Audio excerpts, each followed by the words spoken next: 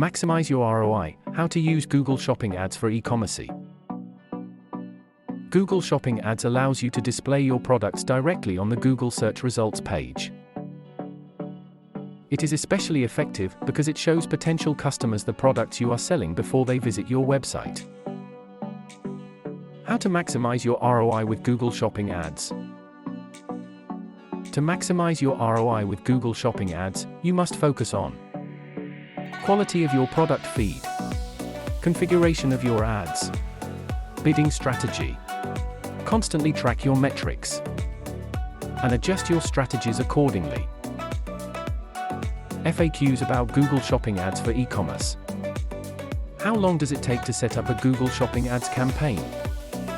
The time it will take will depend on the size of your inventory and the amount of details you want to add to your product feed. Can I use Google Shopping Ads if I only sell digital products? In one simple word, no. It's only for physical products. What is the Google CSS program? Is an option for online retailers looking to expand their reach and increase their visibility in Google search results. What are the benefits of belonging to the Google CSS program?